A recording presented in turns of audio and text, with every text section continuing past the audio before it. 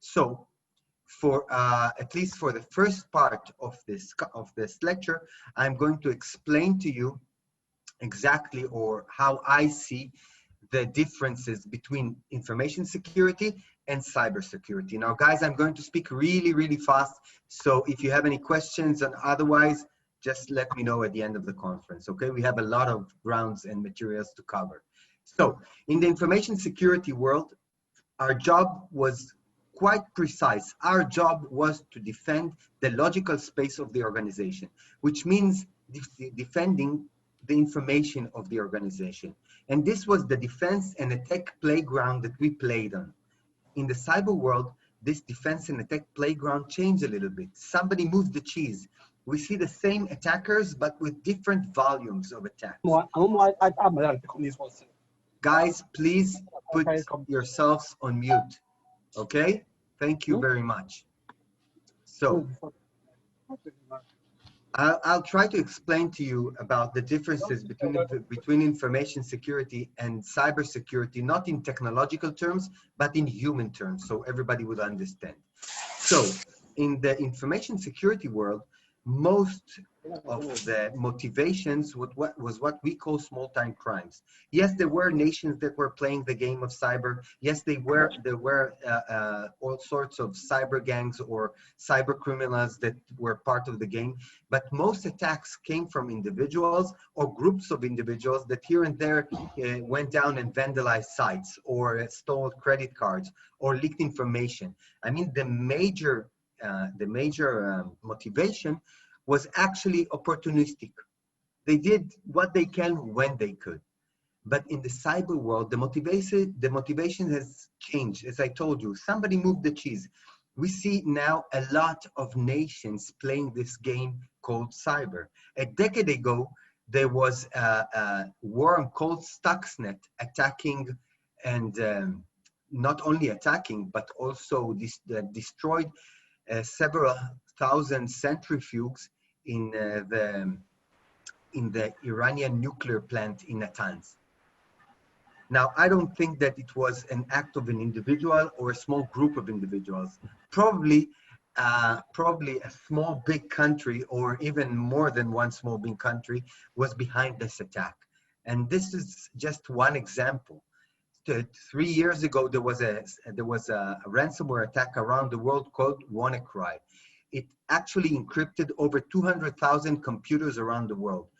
It encrypted Renault and Nissan's factories, hospitals around the world. Now we know that North Korea was behind this attack as a part of circumventing the embargo, the financial embargo that they have on them. We're seeing more and more countries play this game. During the Crimson War between Russia and Ukraine, 1/3 of the electrical power plants that were at Ukraine crashed down due to a cyber attack. The Russians were behind it. But why go that far? I mean, just a month or a month and a half ago in Israel, we experienced an Iranian attack trying to infiltrate our water facilities. If the Iranians would have succeeded, then in this case, they could have actually poisoned the entire water supply of the Israeli population, but they didn't. Just a little bit after the number one Iranian naval port was shut down due to a cyber attack, and you'd see a couple of more mysterious explosions in all sorts of critical infrastructure or factories at Iran. Now, I have no idea who was behind these attacks, but as I told you, the point is that we're seeing more and more countries that are starting to play the cyber game. Another motivation that we didn't know about in the information security world is of these guys. Do you know these guys? Probably most of you know these guys. Their name is Anonymous, okay? And Anonymous came together, or again, about a decade ago or something like that, when they started attacking the Church of Scientology in Los Angeles cyber attacks. Now, here's the thing. The Church of Scientology believes that we all come from extraterrestrials, which is good for them. But the thing is, they are very rich and they're very powerful. And they have also powerful members like Tom Cruise and John Travolta and other people. And everybody who started speaking against this church, they started harassing him physically, digitally, and with lawsuits from the lawyers. They actually acted as cyber bullies. And these guys came together and started attacking the Church of Scientology cyber attacks because they decided they were acting as bullies. And this is how Anonymous was formed. But this is less important. What's more important is the term that Anonymous have been printed in the cyber world. And the term is hacktivism. And hacktivism, it's a very important term. Hacktivism is an act of cyber attack under a political or social agenda. We see it once a year, at least in Israel, on our day of Holocaust, memorial of Holocaust. In that day, pro-Palestinians groups, together with part of Anonymous, start attacking Israel on what they call Op Israel, or the digital Holocaust of Israel. Why? Because they don't like our political and social agenda against the Palestinians. So this is an example, another example of hacktivism. And also this is also another example of hacktivism. Now, how many of you are not familiar with this site? I just wanted to see how many, bluffers were here. Now, I'm just kidding. But with all due respect, this site is called Ashley Madison. And Ashley Madison is a site for cheaters. That's the truth, for meetings of spouses, but not of one another. And this site was hacked about 4.5 years ago. And the attackers that hacked this site had two hacktivistic claims. The first one was that 95% of the female in this site are fake in order to lure men inside. The second one was that people paid, the cheaters that was listed in the site, paid about $25 in order for the site to delete them from its records. And the site didn't. And in the cyber attack that the attacker made on the site, he leaked out the entire information of cheaters all across the internet. Now, at that time, I was employed by several organizations, and they asked me to download the entire database and look and see if any of their employees were listed to this database with their work email. It's not that we care what you do with your private life, of course, but this is the first tip. Listing into social sites or commercial sites with your work email is a big no-no, because it reveals the convention of the email unnecessary. Now, I can't tell you if there were anyone on this site or not, but at the end of the lecture, for a small fee, I have the database still on my computers. I can check names for you. But again, this is a motivation that we didn't know about in the information security world. Another motivation that we're speaking about is money. And I'm not talking about small money. I'm talking about really big money. I'm talking about $60 million stole from a bank in Vietnam, $81 million stole from a Bangladeshi bank, $30 million stolen from the Mexico Central Bank in a cyber attack. And this is still small money, because about 4 years ago, in a cyber attack that took 2 years, open your ears, cyber attackers stole actually $1 billion from 100 banks across the world. $1 billion from 100 banks across the world in a cyber attack that took 2 years. On the first year, the cyber attackers they plant spyware on the computers of these banks, and they do nothing. They actually just follow on how on how these banks are transferring money. Because as you probably know or not know, money in bank systems is only numbers, so they follow the numbers. Just think about the operation that is behind this attack, okay? And in the second year, they started stealing money from these banks in 2 ways.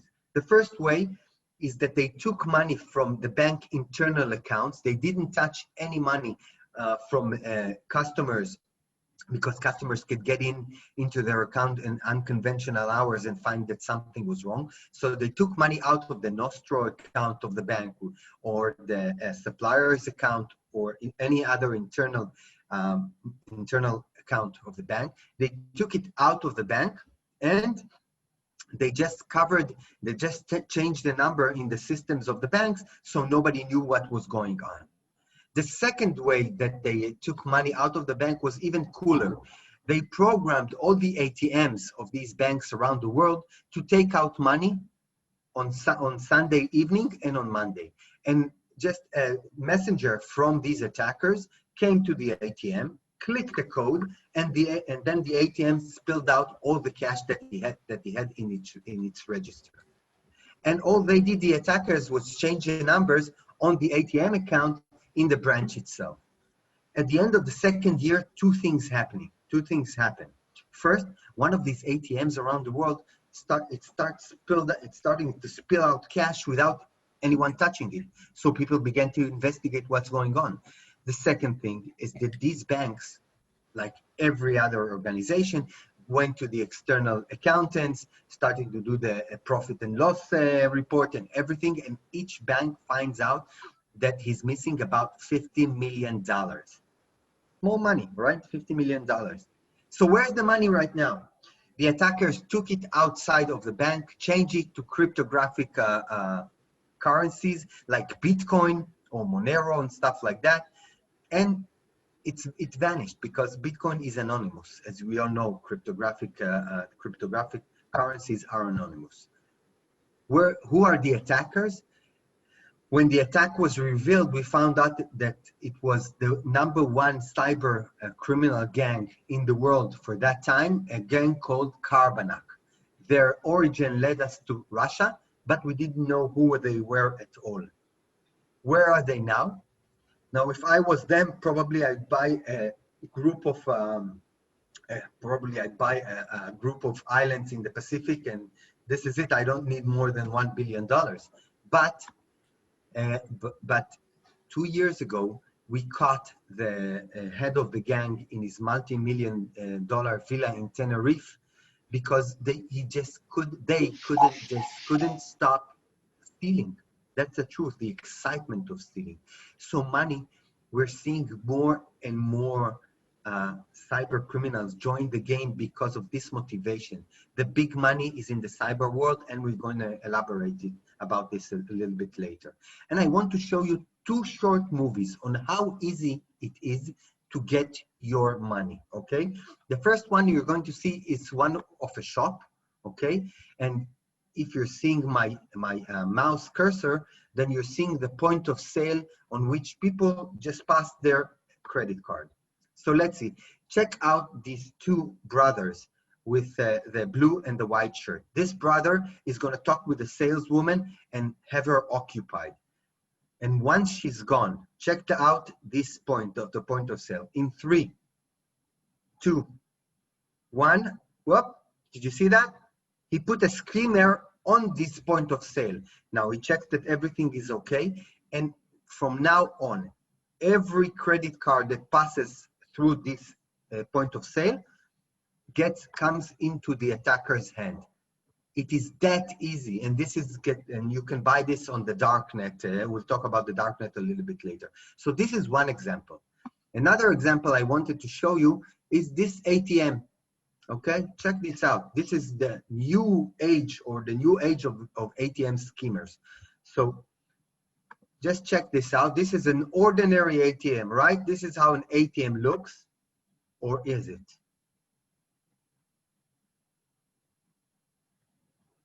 The whole front is a cover for the real ATM, which means you don't even know what to look for. And once you just put your credit card inside, yes, you'll get the money, but we will have the entire details of your credit card. So this is how easy it is to get money for cyber criminals right now in the cyber world. Okay. Another motivation that we didn't know about in the information security world is all about crypto mining. Now, in order to create a Bitcoin, which is the most popular crypto currency, you have to do an activity called mining. Okay, and mining is a very expensive activity. Mining is calculating a very hard arithmetical calculation, making very hard arithmetical calculations. And in order to do so, you need to have a lot of power, electrical power, and you need to have a lot of computing power, okay, computing CPU. And right now, in order to create a Bitcoin, you have to spend a lot of money. So the cyber criminals sat down and thought, oh, okay, I don't want to spend this money. So what can I do? I can do what the thing that I can do is create a small thing called crypto miner, put it on your browser, your computer browser, and this crypto miner will use your computing power in order to create or to mine for me Bitcoins. And this has become crazy in this world right now. Since 2018, we're seeing more and more attackers put crypto miners on computers of companies and of individuals. And in this way, your computer will not move because all the computing power is moved into the into creating cryptocurrency for the attacker. Now, this has been such a major trend that by 2018, 30% of UK firms were hit by crypto miners. And we actually found also employees that put crypto miners on their workstation because, well, since I'm at work, why not let them? Guy T, please mute yourself. Thank you. So we have seen more and more of this sort of crypto mining as a motivation. Another motivation, and this is the most important motivation, one of the most important motivations in my eyes, is the motivation of information. Please understand, information is worth more than gold in the cyber world, because with information, I can steal your identity, I can fill prescriptions, I can do anything. I can mimic you, I can take whatever I want, and I can start an attack on organization using the information of us that just leaked out. Now just look at how many companies were attacked and their data leaked out. And this data is your data, it's my data. It's become such a crazy trend that if in 2016 we had about 1.4 billion records that were just like records of you and me that were leaked out to the internet, by the first half of 2018, there were over, 4.5 billion records that were out there on the internet. And by the end of 2020, we're about to hit a new record of over 10 billion records of everybody that are out there in the internet for cyber criminals to take them and to use them against us. This is something really crazy. And this is really, it's a really big motivation because I can sell your information to advertisers, to cyber attackers, to anybody, and it's a really big market over there. Just understand that if we're talking about damages to companies, then the first initial damage of a company when its data is leaked out is about $5 million, which is the average around the world today. And this is before regulation fines and before customers' lawsuits.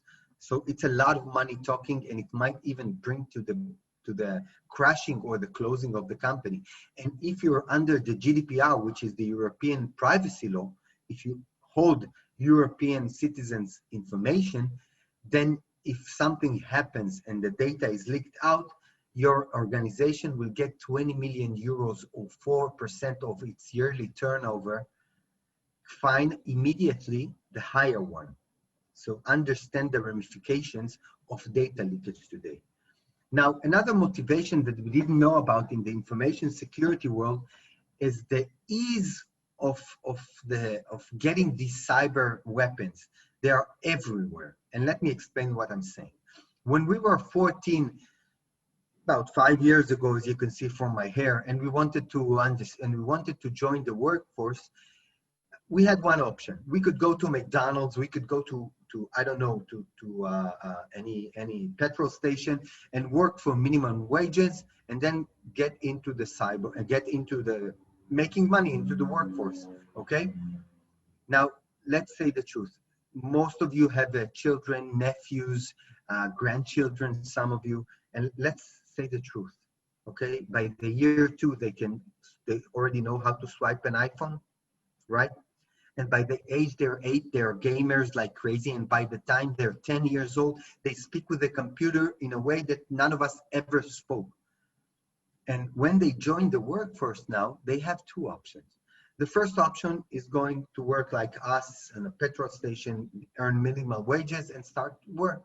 The second option is to sit at home with their knickers and t-shirt and make thousands of dollars a day by swapping stolen credit cards and by breaking into places.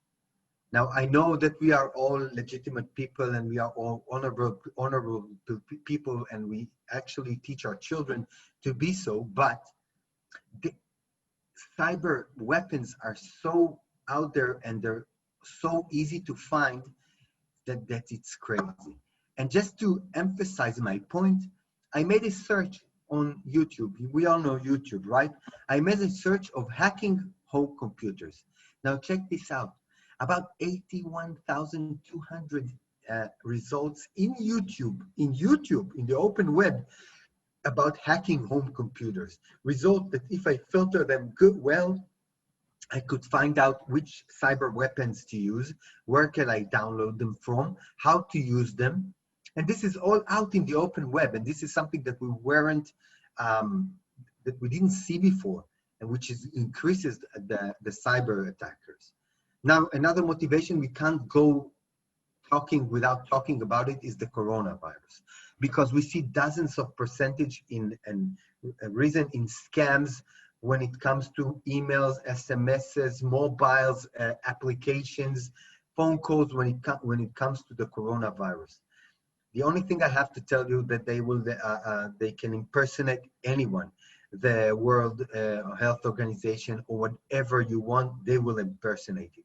So everything that has to do with the coronavirus, you check it with 100 eyes before you click a link or before you approve something or before you reveal information about it.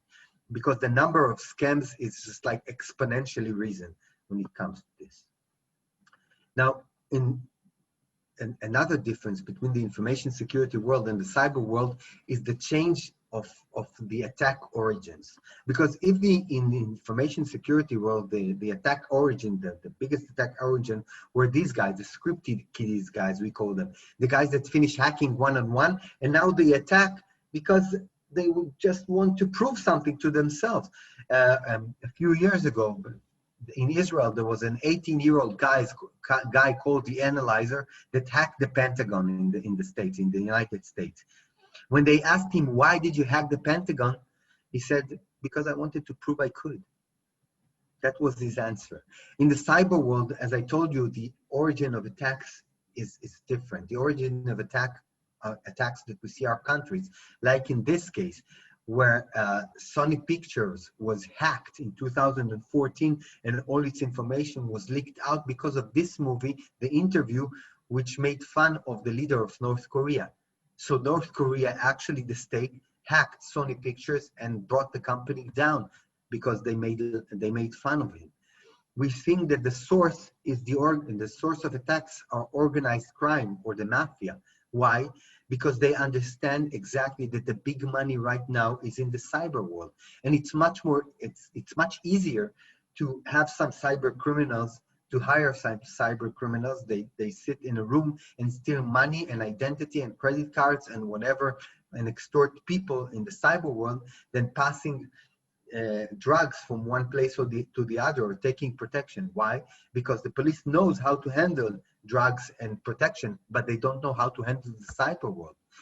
Just for you to understand, cybercrime in 2018 and about 2020 were reaching close to $1.5 trillion in profits. $1.5 trillion in profits. Even I don't know how to count the zeros behind the after the 1.5 when it comes to that. That's crazy numbers. That's more than 3 times of the complete money in the drug trafficking world. Do you understand that? That's crazy money. And when crazy money is involved, you will see more and more attacks. Now, if I run a ransomware attack, a ransomware campaign in the world, and ransomware, for those of you who don't know, we're going to speak about it a little bit later, is the program that we bring into our computer, and then it encrypts all our file, and we have to pay money in order to decrypt the file and to use the files and to use the computer again. When I run a ransomware campaign, the average profit for me is about 1,500% on every dollar I invest in this campaign. Does anyone here make 1,500% on what he's doing? 700%? 422%? I guess not.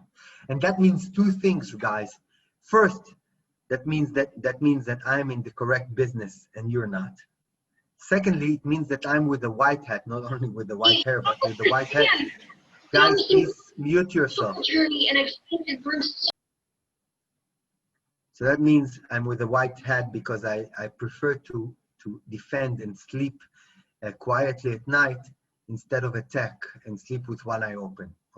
Or this is what I'm saying to you. But again, the big money is in the cyber world. Another origin of attack that we see are groups of hackers, which are the cyber gangs, the cyber criminal groups that we see. They act just like startup. They have a CEO, they have a COO, they have a CTO, they have a marketing department and whatever. But the only thing different between this startup and regular startup is the regular startups try to build something and to create something. This startup is aimed or targets to steal money and information from people. And the only major difference between this type of startup and a normal type of startup is the dismissal process from this one. Well, it's not that easy to be dismissed from this type of startup. Another origin of attack that we're seeing is countries that are attacking critical infrastructures of countries. Now, any nation that plays in the cyber world right now is doing one of 2 things. It's doing 2 things, not one of 2 things. First of all, it's trying to attack the critical infrastructure of its opponents and to install small switches over there. So in case something happens or heavens forbid, they're starting a war, they can just click the switch and no electricity in their country, and then just understand the mayhem and the chaos that can happen, okay? And the other thing that they're doing is protecting their critical infrastructure. And we're seeing more and more attacks of what we call APTs, advanced persistent threats of countries against one another. And another source of attack, and we have to speak about this, although it's not that convenient, but because of the corona situation, you have a lot of people that are out on leave and they lost their job and they don't know what's going on, is the workers themselves. Lately, there were 2 incidents, just to emphasize my point. An employee in Twitter sold his credentials, his username and password to cyber attackers who made the scams through using his username and password, using celebrity accounts, asking for money. And the second example is that a Russian criminal organization went to a senior employee in the Tesla, which is the electrical car factory in Nevada, and they offered him, just open your ears, they offered him $1 million in order for him to install a malicious USB, to connect the malicious USB to the company's computers. Now, Luckily, the employee was straightforward, so he turned he turned to his superiors, told them about that. They turned to the FBI and they caught this Russian organization, or at least its delegates in the States.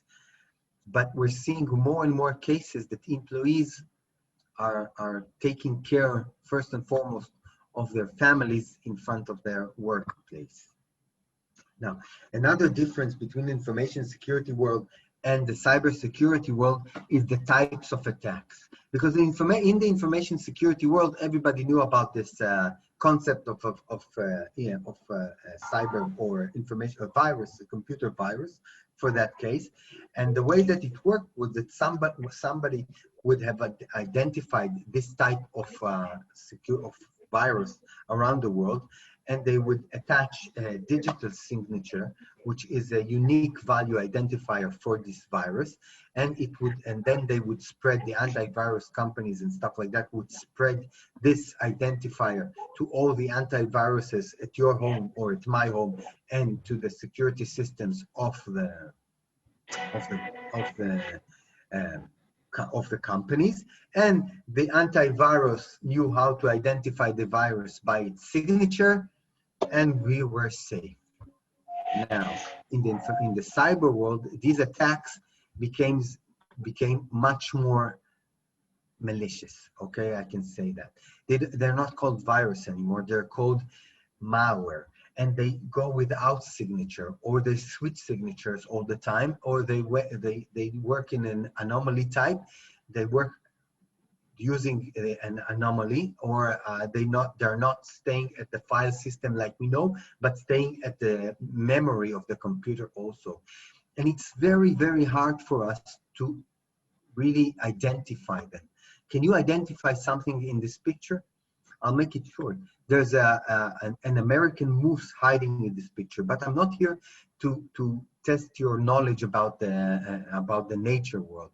I'm here to use this and to explain to you that it's very, very hard for us to cope and actually identify these types of malware.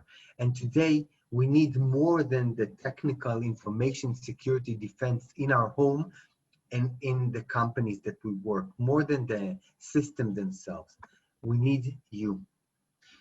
Understand this. You, the human factor, is the first line of defense against cyber attacks. All cyber attacks, okay, begin by exploiting the human factor, most of them, 90% of them, and technology comes in the second place. And we'll elaborate this on this a little bit later. Now, there are two types of cyber attacks that I want you to know of. The first one is called DDoS, distributed denial of service, and the aim of this attack is to disconnect the organization or the victim from the internet. It happens through a network called botnet. That's the professional name of the network, which simply is like, think about one server that the hacker controls, and through the server he controls a lot of small computers, which we call zombies, and I'll explain to you why in a second. And when he wants to disconnect an organization from the internet, he clicks the button, and all the zombies wake up, and they all start to send service requests through the bandwidth of the organization, until the bandwidth of the organization gets filled with empty service requests, and technically it's not available for the internet, okay? Just like at our home. I don't know which bandwidth do you have at your home, if it's through mobile or through your computer, but eventually if you open more and more and more tabs on your Chrome, on your browser, eventually your surfing will be slower, right? Because you're using more bandwidth, until if you open enough browsers, eventually you'll stop surfing, you'll exhaust your entire bandwidth. And this is what happens on DDoS attacks, but it happens in a second. Bam! All your bandwidth is full, and you're not available for the internet. I see that there are some questions. I will answer them at the end of the conference, okay? At the end of the lecture. Now, this has become also a very good extortion tools for cyber attackers. Why? Because if you have a site that people buy through this site, if the site is very important to you for your reputation, you really don't want the site to come down. Okay, so there's, for example, one attack group or cyber criminals called Red Armada, which is another Russian attack group that profits about between $50,000 to $100,000 a month. Do you know from what? Just from sending extortion letters to companies that if they're not going to pay them $5,000, they're going to drop the sites, and companies pay. And so that you won't understand wrongly, even your computer can be part of this attack. I assume that you all surf in unsecure sites. Click links that you don't need to click. Open files that you don't need to open. And it's possible that on the way, a malware came down into your computer and it's not doing anything. It's waiting for the D-Day. And when the D-Day comes and the attacker and the hacker decides to attack another company around the world, he clicks the button, your computer wakes up with the malware like a zombie. And this is the origin of the name, because it doesn't know, the computer doesn't know he's waking up for this purpose. And also your computers will start sending service requests to the bandwidth of the organization that the hacker wants to attack. And all you'll feel is like your surfing is getting slower and slower, but at the same time, your computer is part of a cyber attack against another organization around the world. Now, as part of my job, I sometimes surf the darknet. If you don't know about it, if you haven't heard about it, the darknet is the place of all evil. It's an encrypted and anonymous network where you can find anything and anything. I mean, really anything. And I surf there because of customers that we have to see what's new in the cyber world, new attacks, who's speaking about what. And during this surfing, I've encountered an ad. Now, as I told you, the big money is in the cyber world. So please see the following ad.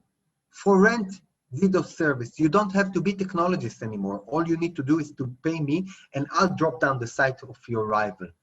And because the big money is now in the cyber world, it is just like any other business. So listen to what this guy, see what this guy writes.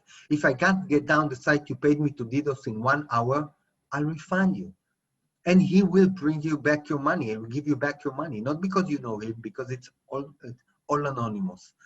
But he's listed on other blogs, and this is serious business for him. He wants to give you good service for you to come back to him, because if people will say he gives back bad service, nobody will contact him anymore. So this is the situation right now in the darknet and in the cyber world. The other types of attacks that we see are malicious files, Trojan horses, which we like to call droppers, because they get into the computer and then they call their friends inside. Worms, which is it's a great way to spread across the network. Exploits, which are vulnerabilities in systems or in browsers that hackers use in order to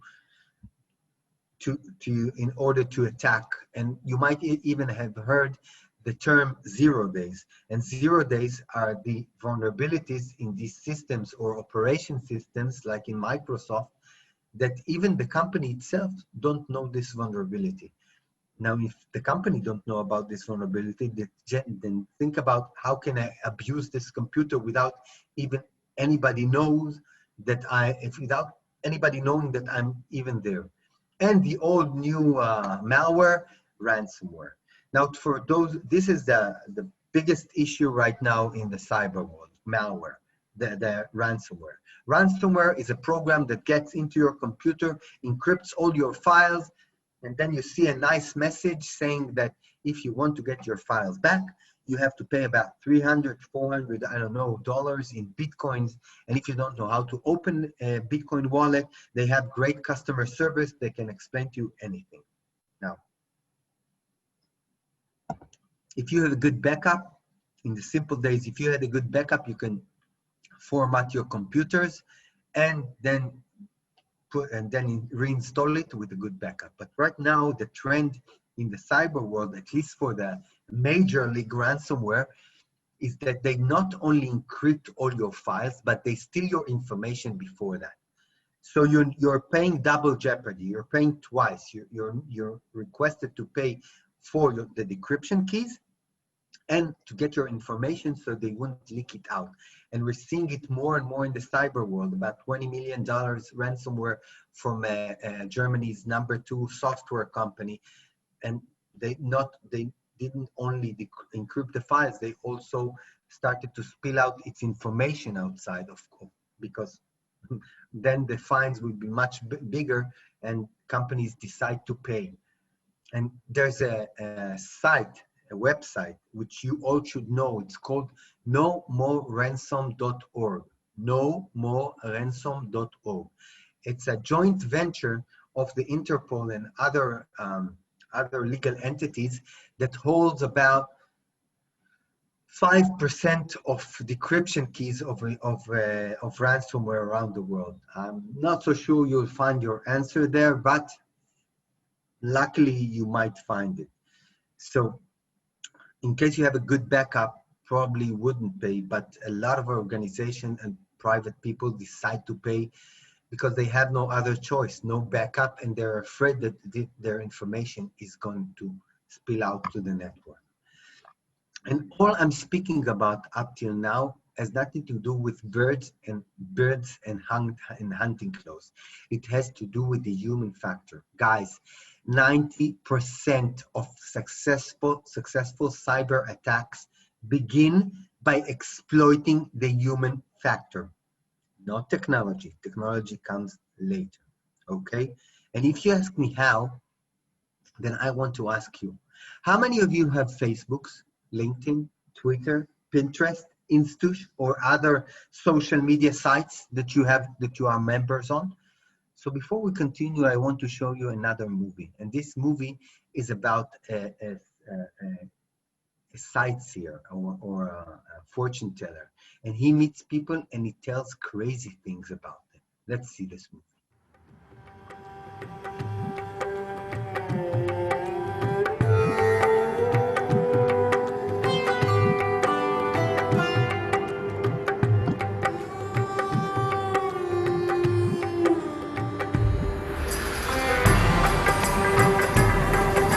Dag Fien.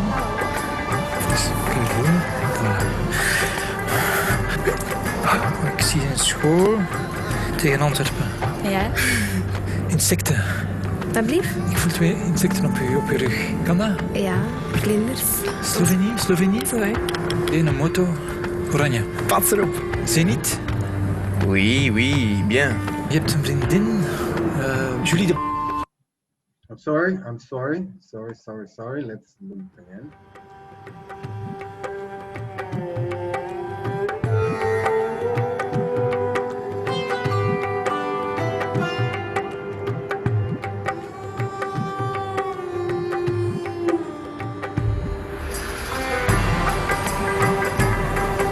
Dag Fien.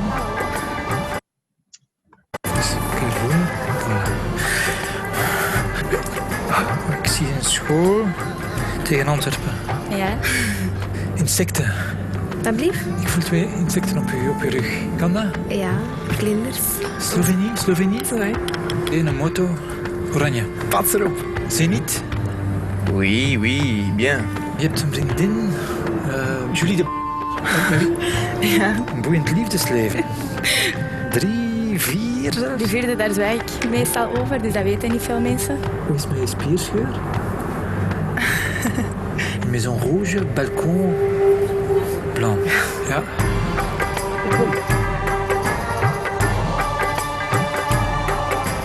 Ik zie geld, ik zie transactie. Maar kent je rekeningnummer van buiten? Ik denk dat ik het wel weet. Het staat wel negatief op je bankrekening. Ja? 97. Last month, you spent €200 on alcohol. Vorige maand €300 aan kleding gespendeerd. 8. Ja. 5. Voor een huis dat van eigenaar gaat veranderen. €795.000. Ja, eigenlijk. 41. Ja. Is dat juist? Ja, dat is juist.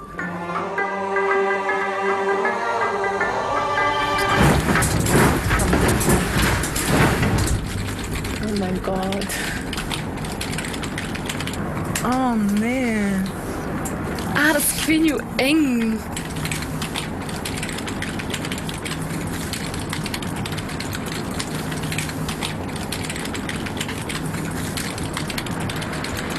So what do we see exactly in this movie? We actually see a person going to you in the middle of the street, looking to you, and he's looking at your eyes, straight up in your eyes, and tell you everything about you. And you're in shock. How does he know things about me? But who uploaded all this information into the network? We did. Guys, we live at the age of the end of privacy. We all sold our privacy for convenience at one time or another. Facebook and Google knows us better than we know ourselves. When you download a free app on this iPhone or whatever, okay, you're not the customer of this app. You're the product of this app because it takes your information and moves it forward. We need to understand this. There is no privacy on the network. Just look at how much information I can take out from a Facebook profile. I can take your name, your photo, your other photos, where you work, where you live, who are you with relationship with, who are your friends, what are your hobbies. I can actually know you without even knowing you. And not only I know that, also the hackers know that. And the hackers will attack you at your home or at your company by exploiting what is considered to be the weakest link in the cybersecurity defense. And this is us. And they will use this information to scramble you and confuse you to get what they want. They will use this information in order to make you say things or divulge information which you wouldn't have done in the first place. They will use this information to abuse your human nature. And what I'm speaking about has nothing to do with computers. It has to do with the most important attack vector when it comes to the human factor. And the name is social engineering. And social engineering is a bunch of psychological manipulations that is performed by attackers in order to make us do what they want. Or in plain simple words, it's how they use our human nature against us. And they use that social engineering with a couple of attack vectors. The first attack vector is called phishing. Now, I hope you all know what phishing is. Phishing are the emails that mimic or impersonate your bank account, your Netflix account, your whatever PayPal account. And when you click on this email, they are sent worldwide spread. I'm not targeting anyone specifically. And when you click the link, you reach a fake site of your bank, you insert your credentials, you go to the bank, but I have your credentials, you click on a link, you go to a malicious site that infects you with something, or you open the files attached to that and you fall down. And one of the most popular scams when it comes to phishing has to do with Facebook. Because everybody that has Facebook, for example, has seen this message in his inbox, okay? Hi, David tagged you on a picture on Facebook. Click the link and let's see where David tagged you. And we all click the link and go to a simple Facebook login page, enter our email, our password, and go and see where David tagged us. 95% of you will not look at the URL itself line. And it's not Facebook. It's www.facelock.cx6.com. It's a fake Facebook site. And once you entered your email address and your password, your Facebook account is not your Facebook account anymore. It's my account. And I can use it to talk bad at people and have them get back at you, to infect all your friends with clicking scams of all sorts, to raise an attack against your company. Because if you hold a position in the company and you're friends with other people in the company, that I can start asking them questions as part of the reconnaissance part before the cyber attack. I'll ask them questions and they will answer me because They think it's you, but it's me. Another example and another tip I can give you, this is a fake PayPal email. But what is more important is that when you get an email and when you have a link, when you see a link, you can always take your mouse, and this is very important. Take your mouse, hover over the link, and there will be a line down or a line up that will tell you exactly where this link is taking you. Now, although this looks like a Facebook email, check this out, that it sends you to an unsecured site. It's not HTTPS, it's HTTP. Always look for the S and the lock sign on the bar of the browser. And I'm pretty sure that this name is not paypal.com. So watch this out. Now, I want to emphasize this thing about phishing because it's the #1 attack against the human factor. There are 4 psychological manipulations that the hackers use in order to make us click the links. The first one is that you won. Guys, you haven't won anything. There are no free gifts in the online. No free gifts online. Every email that tells you that you won something is a scam. Delete it. The second thing is pressure. They want to pressure us. Why do they want to pressure us? Because when we're pressured, we don't think. We work like automat. And that's when we fall. The third one is gossip. They really like to talk, I don't know, about this movie star and this pop star and this whatever, and give you the breaking news about them. And nobody knows about this news, just you got this email. Be very, very careful about that. And the final one is fear. Hey, Stefan, you have to go into your bank account in the next 2 hours and change your password. Otherwise, we'll block the account. Go ahead and block it. What's happening over here? Hackers are trying, we all live in the information age. And in the information age, which it means that instead of 2 or 3 emails, right now we're opening 100 emails a day. Now, for each and every one of us, our brain does what's called the flapping experience, which means we open an email, read the two first sentences, and, oh, this is not for me, this is for later, I'll drop this, I'll send this to the other one. We don't pay attention to details. And when we don't pay attention to details, and when we are exposed to this type of psychological manipulation, we fall in the net. Awareness is paying time and looking at details. That's the truth of it. Now, some other details that you always need to check when you're getting an email of sorts. Check the links themselves. Check for spelling or grammar mistakes. If you have unclear or irrelevant content, these are all red flags to identify phishing. If you have a confidential information request or your personal information request, if you see a sense of urgency or fear or a promise of something that is too good to be true, if they ask you to download something, if it's a generic message, because I believe that my bank knows my name and it's not going to send me an email called Dear Sir, it's going to send me Dear Guy. So there's no personalization. Pay attention to these red flags and you will be able to stop about 90% of attacks on you. Now, when it comes to cyber attacks, it doesn't stop the vectors of using fake social profiles in order to get close to us and then ask us for money or to download something, or as an attack and with a country behind it, is very, very popular. This is a case that happened to me. Do you see this girl? It's called Vibo. She's called Vibo. She's a nice girl on any accounts. But before I say yes to friendships on social networks, I check 4 things. And you need also to tell your children to check this, because we all know there are pedophiles and not very nice people out there, right? So first of all, I check when the profile was created. If it was created lately, then it is very suspicious. Secondly, I check our mutual friend. Do they make sense to me?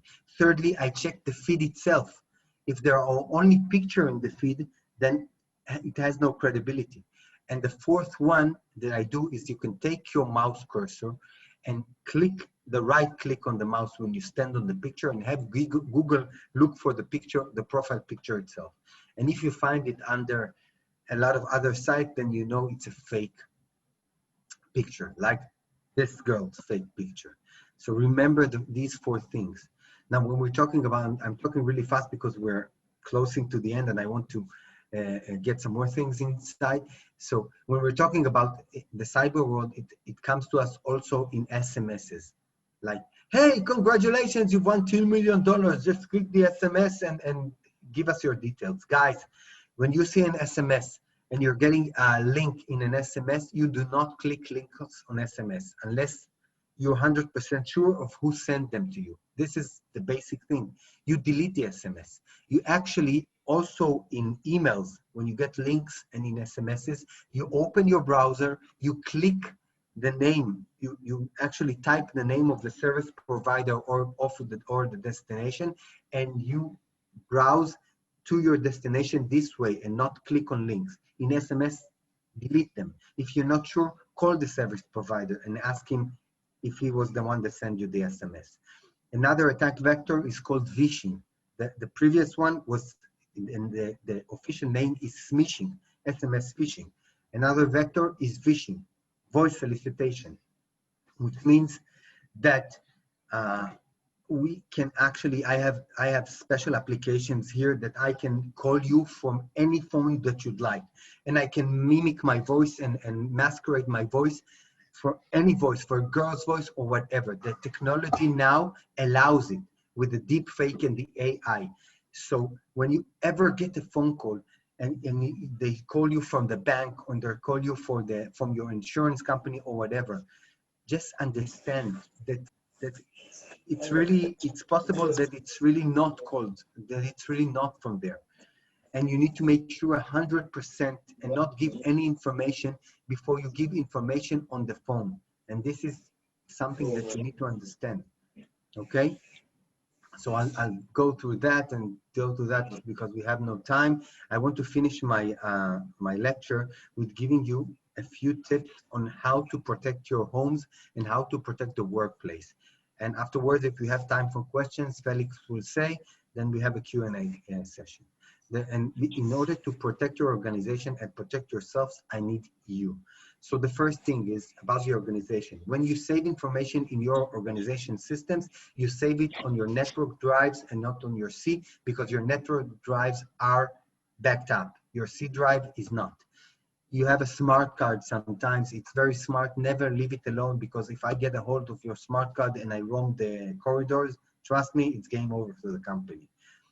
Another thing about the companies, we are very nice people. We let people inside the company. We actually hold them the door. This is an attack vector against humans. They're called tailgating. Because you're so nice, I went with nothing, but you'll open the door for me. Nobody gets into the premise of the company without having a badge on him and or with not accompanied by an employee. The fourth thing is about the USBs. In your company and in your home, you do not plug into your computer or anywhere a USB unless it's yourself or you trust the USB, the one that gave you the USB 100%, because once you put in a USB, I already bypassed half your defense on your computers. Another thing is that you have about 4 to 5 scams that always come back on the internet, and you need to know them. The first one is that you've won. Guys, you haven't won anything. Any email that says you've won or free gifts or something is a scam. Delete it. The other one is also during the Corona time, it's a very fertile ground for emails that speak about offers for another credit card or a loan with really good terms, but all you need to do is give us a little bit of advance of money. Any email that asks you for an advance is fake, is a scam. Delete it. The third one is an appeal to your heart. Because of the Corona and everything, you see all sorts of non-profit organizations coming up, and they want you to donate. 90% of them, you donate to the pocket of the hacker. I'm not saying to you not to donate if you can, but only to the ones that you can actually verify with 100% their identity. Again, with the coronavirus, I'm not going to elaborated it again. Every email, everything that has to do with the coronavirus, check with 100 eyes. When it comes to your homes, if you're not sure about an email, something in your stomach tells you there's something wrong, you don't know even how to explain it, delete it.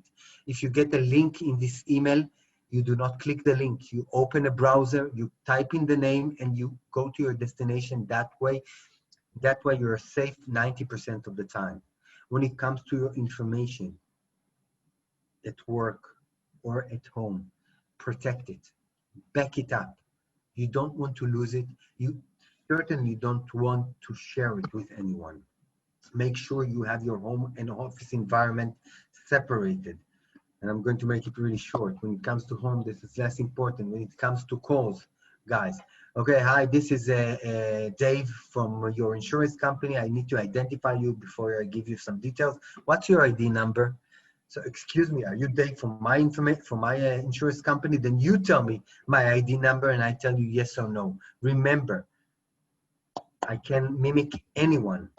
So it's not sure that you're speaking with the correct person.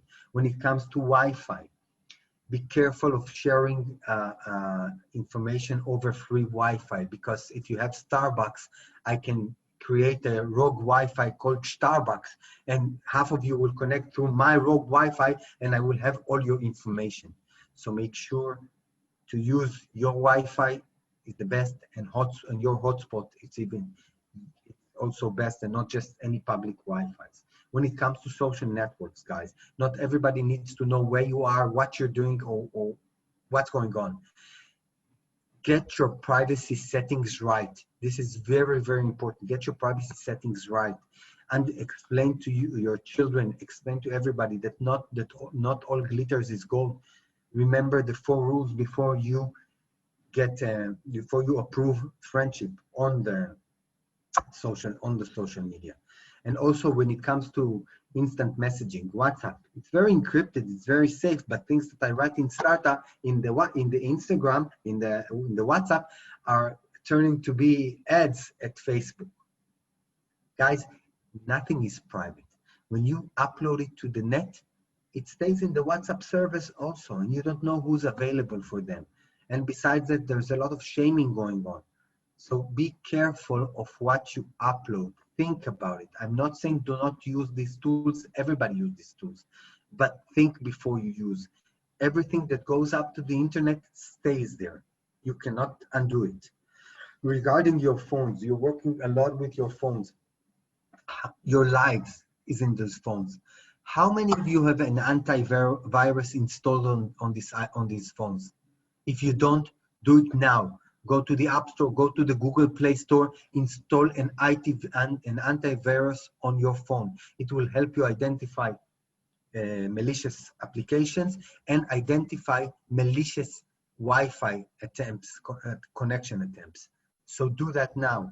And also when it comes to the applications themselves, don't give every application any permission that he wants. I don't understand why the application of my flashlight needs approval to go to my contacts. Is it going to light to them the way? It's going to light them the way? No. Guys, go to your application manager, start to remove the permissions that you gave to any applications. Be careful with your information. When it comes to your passwords, I'm talking really fast, I know. When it comes to your passwords, I bet you that 80% of them, 80% of you use the same password to all accounts. And this password is created with your personal data. Guys, we also know that, and hopefully you by now, you know that your personal data is out there and it's visible to me. So at least for your important sites, keep the password which are complicated. If it's with 8 characters, then big, small letters, signs, and numbers. If it allows you more than 8, then you can use passphrases like you see on the screen. I shall use a strong password. Just change the A to a strudel or something like that. Change the S to 5. Trust me, it's much harder. If it's and don't leave your passwords on a plain. Use a password manager, for example. When it comes to backup, and we're right on the end of the lecture, when it comes to backup, It's not enough to back up in the cloud. Buy an external hard drive. Copy all your information and disconnect the external hard drive. Put it on the side. This is the correct way to backup. Installation of software. Most of you install software in the following way. Next, give finish run, right? Because you don't have the time to look and read everything, and then you find out sometimes that you really installed something you really don't want to install. So at least read the checkboxes and download only from official sites. Two last things. First of all, all antivirus companies, and in the Chrome, in the browser Chrome App Store or Extension Store, there is one extension that does the following: URL filtering. In McAfee, it's called Web Advisor. I'm not saying that McAfee is good, but URL filtering. You install this addition, this extension on your browser, and this extension checks every site that you need to, every site that you want to serve to, but via a big database of malicious sites, and it can actually save your lives. And this extension is free, URL filtering. And the last thing is install ad blocks, install advertising blockers like AdBlock, AdBlock Plus, AdWare. I don't care any